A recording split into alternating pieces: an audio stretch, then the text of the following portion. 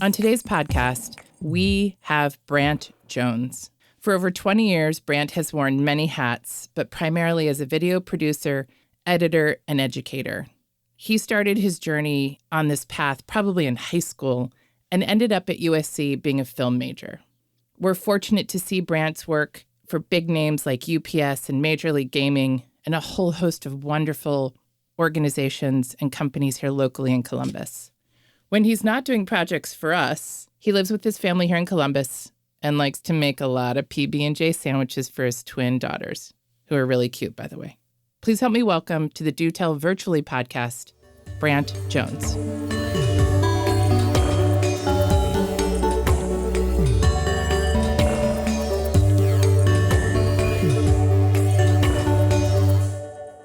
So, Brant, tell me a little about yourself and how you got into video editing.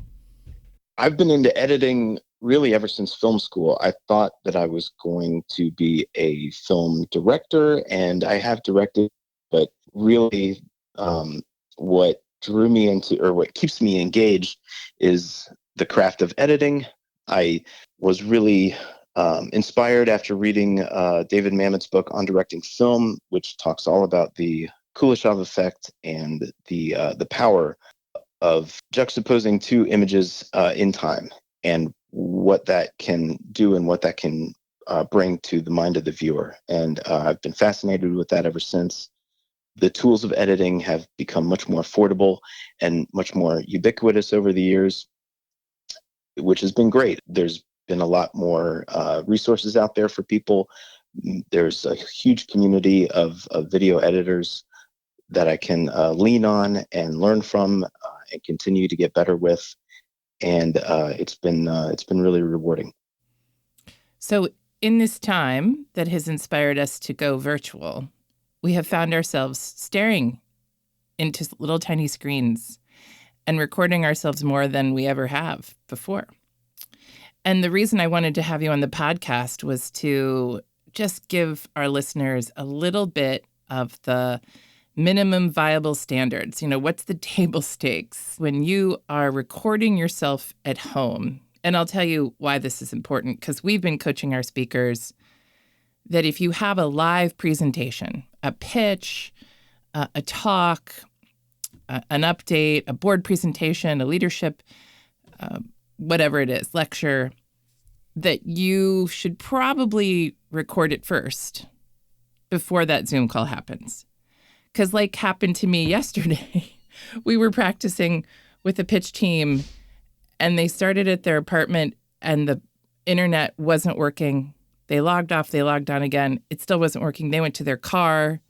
They tried to use a hotspot in their car. That wasn't working. They logged off, they logged on again. And, you know, in 3 days, they've got to pitch to a really serious funder. So let's talk about when people want to record themselves at home for those what we call consequential moments. What do you see as being kind of the table stakes of equipment? Let's start there. Like, what are the things that you need? And let's talk about what you already have in your house first. And then we can add on, what could you buy? So what's the best place to record on if you're sitting at home? Sure. So I would say the minimum that you need is a laptop or a smartphone. And really, that's the minimum right there. Everything else, those items, as long as they have a built-in camera, which if you're using an older laptop, maybe you want to get yourself a webcam. That would be the minimum that you would need. So I think that explains why it's so widespread and why everybody's using them now. So I'll nudge you on this about the camera, but like, where do I put the camera? Do I like hoist it up on a bunch of towels? Do I put it on some books? Like, how do I get it from looking all shaky and ridiculous if I'm, you don't want me holding it in a selfie mode, right? Right. You definitely want to put it on a stable platform. You can if you're using a laptop, you can put it on a table, elevate it up a few inches so that you're looking at it at eye level.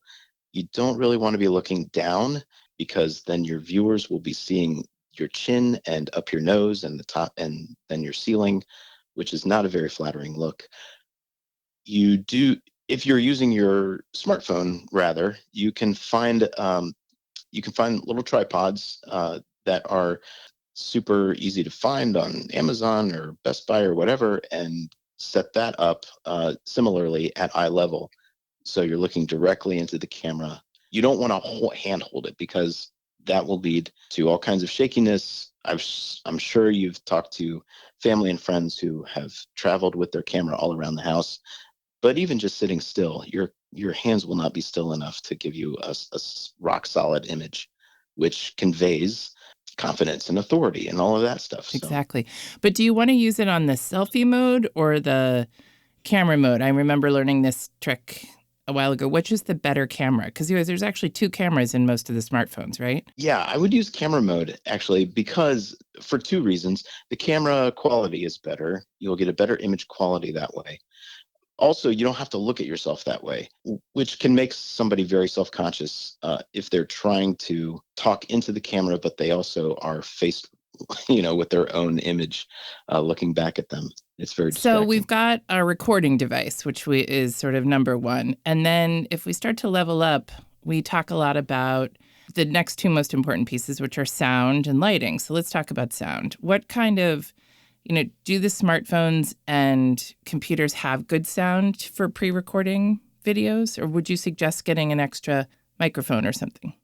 They have okay sound. The microphones are okay. Most people just use them as they are. There is a way to. I would recommend sitting close to your laptop or close to your phone for two reasons. You get better sound quality that way. Two, you also want to fill the frame with your face. You don't want to sit too far back and have a little head with all this empty space around you. If you are ready to sort of upgrade your sound, which I think is really the best, if you have to choose between camera, sound, and lighting, I would always recommend going for sound first. Get yourself a USB condenser microphone. You can do a search on Google for USB condenser microphones, and there are lots and lots to choose from. They go anywhere from $20 to $200, usually in the $40 to $60 range. You can find a really good one that you can just prop up on a little tripod. They come with tripods, so you don't even have to shop for those. They come with a tripod. You can set it up right under your chin and just talk away. Keep it out of the frame so people don't really notice or they're not focused on your You mean you microphone. don't like to edit out the giant orbs of these microphones and in videos that come through? If I can't, usually you can't because they're right in front of That's somebody's right. face. And I think in some podcasts and some YouTubers, they want the microphone in the frame because Mm-hmm. they want to show off their technology Yep. to a degree. They want to show their authenticity. If that's what you're going for, by all means, put the microphone in the frame. But I think for most people, in most instances, just keep it down and out of frame. And if you're stacking your camera up on a pile of books, it's much easier to do that. And I've found that there's some lavalier mics that work well with phones as well. They're like $20, but you need to make sure you buy the right dongle, the right connector jack, Yes. because most iPhones don't have audio ports anymore. So you've got to connect it to the audio cord to the mic, the lavalier mic, and that helps to reduce some of the echoey noises too. So I am using today a condenser mic by, I think, Audio Technica. I think it sounds pretty good. So we always say that if you can't get the audio right, no one's going to listen and they'll probably turn it off. Right. Audio is definitely the reason why people will turn off a video before bad audio. Would you agree? 100%. Audio is much less forgiving than video. And that sounds counterintuitive because you think your image quality is going to be the most important thing because people rely on their eyes so much. But really, if there's one way to make a bad impression on a viewer, it's with bad audio. So let's then talk about the video portion of it. So what's the one thing that makes video really crappy besides stabilizing it? Other than stabilizing it, I would say putting a bright light source behind your head. The big halo. Yeah, the halo, the backlight. A lot of people like to talk to the camera in front of a window. but they're looking away from the window into their room. And so the brightness of the outside is so bright, it's blown out. Your head appears mostly in silhouette, and it's very hard to see your face. And it's just really, really unpleasant. So, you don't need to buy a light. You can do this simply by turning your chair around and looking out the window and using the window Brilliant. as your key light. Very Yes. sophisticated, high-tech tip here from Brant I Jones. know. Turn the And chair 100% around. free. Yes. But let's say you wanted to use a green screen. We can buy green screens now pretty readily online, and maybe tell the listeners, what does a green screen actually do? Because I think a lot of people don't understand that. Well, a green screen allows you to replace your background very efficiently and easily and crisply, I would say, if that's even a word. It makes it, as long as you're not wearing any green on your clothing, you can superimpose or replace your background with one of those Zoom backgrounds or whatever you choose. I know there's a few different options out there, but yeah, it allows you to replace your background. So if your room is a little untidy, or you are speaking from, your kid's playroom because it's the only quiet room in the house, you can use a green screen to make it appear as though you are anywhere, and you can come across a little bit more professionally that way. But when you use a green screen, you can use it two really different ways. One is for like a Zoom background, which you might have just mentioned. And then the second is, if I ship the video off to you, you can superimpose those backgrounds for me, or I could do that if I knew how to edit like an iMovie. But it's when you're using it with something else. Just alone, you don't want to shoot a green screen backdrop. No, you don't want to shoot a green screen backdrop and leave it green. Yeah. You're only using it if with an intention in mind to replace the background. So whether that is with a Zoom background or with sending it to an editor or editing it yourself with chroma key to replace the background, that would be the two instances where you'd want to use a green screen. So a couple of things to remember, though, about a green screen. If it's made of cloth, you want to iron it because those wrinkles will show up. Even if you superimpose a background, I did this with my kids, just sort of quick and dirty the other day, but I put them on a beach scene and there was like a horizontal line running down through the sand because, because I hadn't ironed my green screen out. Secondly, you want to light it evenly, and this may require you to get a couple of extra lights in addition to the light that's on your face. You want to put a couple of lights behind you so that the green screen is lit evenly end to end, which will make it easier to get that crisp chroma key replacement. Because it's my understanding, if you don't light the green screen, the editing process won't pick up the chroma key. I mean, it has to be lit. You can't be in a dark room with the green screen. Correct. Yeah. Right. It has to be well lit. And it has to be well lit, and it has to be evenly lit. Otherwise, you run into problems where your background it'll look really nice on one end, but then it'll kind of gradually fade into green on the other end. Yes, and that spoils the whole effect. That's bad. And when you speak of lights, we've bought some relatively cheap $40 or $50 sort of box lights that are on tripods and have decent wattage bulbs. We'll put all of the links in the podcast copy, but it's not a bad investment as opposed to trying to collect every single lamp from your house and take it to your office or wherever it could be that you're still recording at your house, but sometimes a small investment, if we're talking about sort of the next level up, a light, a tripod, microphone, those seem to be kind of a good kit. And I think that we've priced a decent kit like that out for between $150 and $200. So as long as you've got the recording device, you could have your own home recording studio pretty much right there. Yeah. Yeah. Yeah.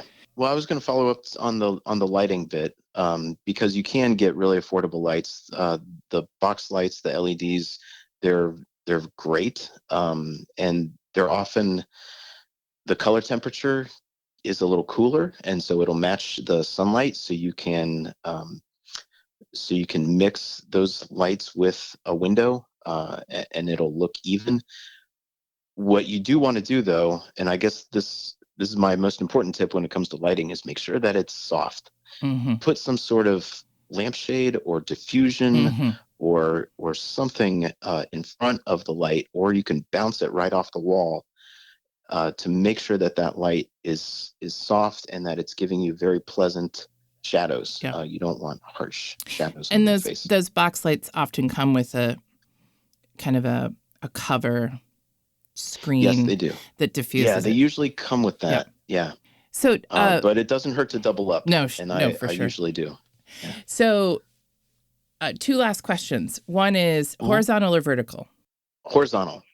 Always horizontal, unless you're a video editor, like a project we did a few months ago tells you specifically to shoot it vertical, because the end product in the project we worked Right. on, the person was 1/3 vertical in the screen and the slides were edited in to be the other 2/3. So that was probably a very unique exception for you to have vertical footage. That was the first time I've done that, and it worked out pretty well to share the screen by shooting the subject vertically, which gave us space to do the PowerPoint or the slides, Right. on the remaining side of the screen. But 9 times out of 10, you want it to be horizontal because that's how people are used to seeing their movies. The issue of slides with video on Zoom is becoming more challenging, because if you wanted to record over your slides on Zoom, your picture is teeny tiny in the corner or on the side, Mm, and your slides are dominant. And so you're really not recording yourself. You're recording you talking over your slides. And that presents a whole nother set of challenges that we're working through with some clients. But just to remember, if you use Zoom to record you, and you're using slides, you're actually not recording yourself. You're mainly recording your voice over your PowerPoint. right. So if you wanted to record yourself in Zoom, make sure you don't have slides. And if you have a great editor like Brant, you could mix them in later. So my last Yes. so my last question is, what's the biggest mistake that you see or have seen, whether it's YouTubers or people that have provided footage to you? What is it that people do that they just don't know they're doing wrong? Of all the things we've talked about. Yeah, I think I would say just fill the frame. Um, I think that's really just sort of something that I know I mentioned it earlier, but I think it bears repeating. If if you take away nothing else, remember to fill the frame because your voice will sound better, you'll be closer to your microphone, and your face will be in the frame, and that's what people want to see. That's the whole reason to do it, to do a video chat or a Zoom call, is because people want to see you. And so put your best face forward, and um, and really just get close to your camera and don't be afraid of it. It's great. Oh, and Yes. and related to that, something that you often say is to look right in the camera. I was going to try to finish with that point. Yes. Yeah, right. Find your camera lens and look there. Even when you're listening to your viewer, Hmm. if somebody else is taking a turn and speaking, you still want to look into the camera. And you can make this a little easier on yourself by moving your window. If you can move it up to the top of your screen, uh, so that you This don't is have when, to let's clarify. shift your eyes too much. So let's clarify. This is when you're on a Zoom call, Right. and actually trying to frame yourself in the Zoom call, not necessarily for a recording, but the people who aren't looking at the camera are looking at somewhere else, which is very unengaging. Yes. So, Brant, your point is make sure to we have that little trick where we say, find your camera and put your finger over it. Yes. Because people don't know and they go, oh, where is it? Where is it? And we say, okay, that's where you need to look. And that always seems to work. And it does, and it helps a lot with your delivery too, because you're not stealing glances to the corner Mm-hmm. to look at yourself. Mm-hmm. Because I think a lot of Zoom fatigue comes from paying attention to yourself, being very self-conscious.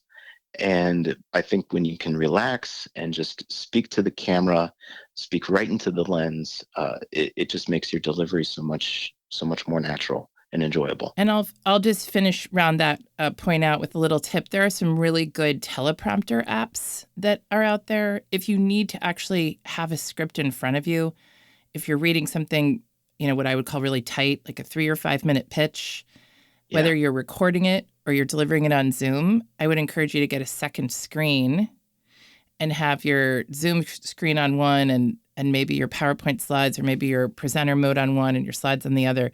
Working with a double screen situation really can help with getting you even your teleprompter copy right underneath the camera.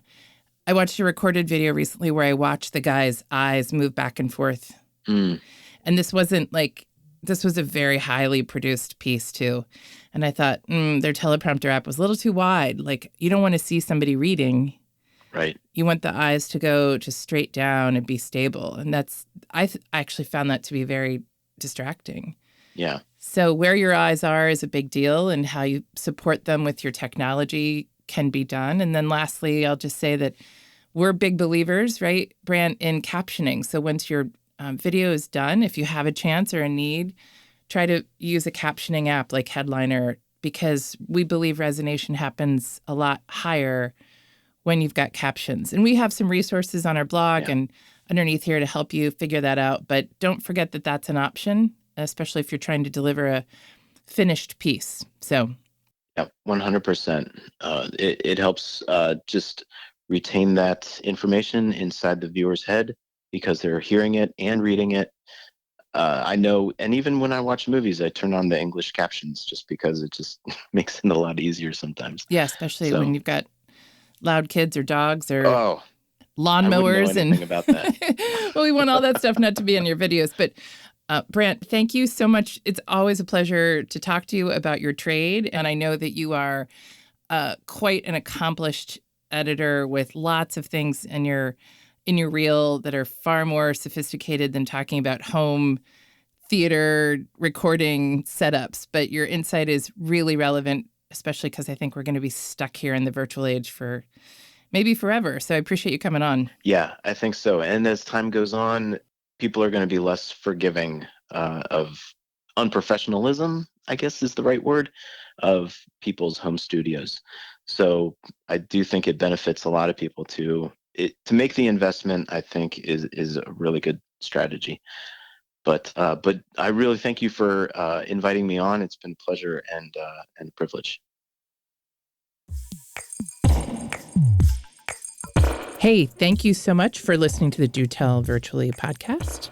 We have a lot of others in our series if you're interested in how to become your best virtual self, whether you're a speaker, trainer, teacher, facilitator, or salesperson.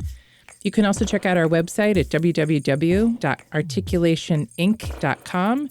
That's the word articulationinc.com. Thanks so much for tuning in and have a great day.